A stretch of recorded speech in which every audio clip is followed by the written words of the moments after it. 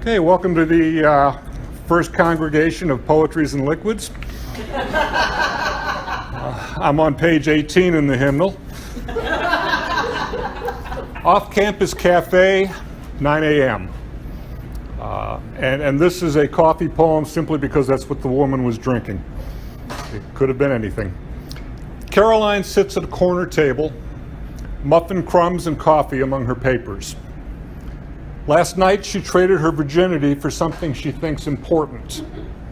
This morning, studying for a history exam, she reads of ancient expectations turned dust with time.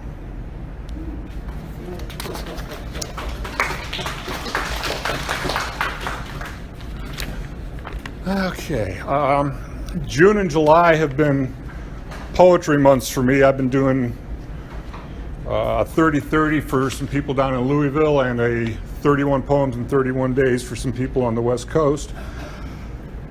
Self-abusive. It gives me a chance to play with one of my favorite forms, which is the prose poem, and with an awful lot of ekphrastic stuff. The boy with a clock on his back can't hear the ticking, but feels the motion of the hand's movement as he walks down the alley. Walks on mud-covered cobbles, but doesn't leave footprints.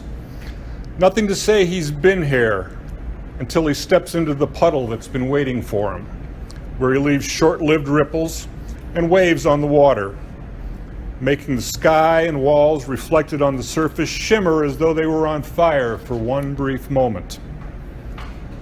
But he doesn't notice this, or that his shoes are now wet. He only sees the line where alley and plaza meet, the door goal on the other side, while he prays silently to do this one thing right today, to be safe from the burning scorn and ridicule that drip from his mother's mouth like a rabid dog's foam-flecked blind anger. He wants to be a good and acceptable son, to be on time.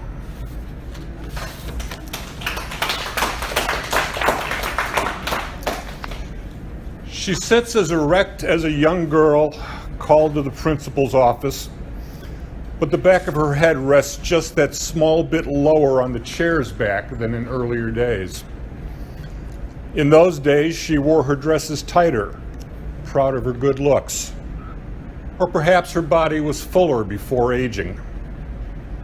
Still, the young woman lives on within the current one, hands slender, limber, feet smooth and small, as she slowly crosses the room to coax new visions from the keyboard.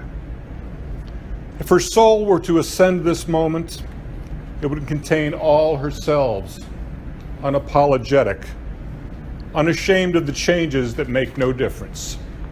Thank you.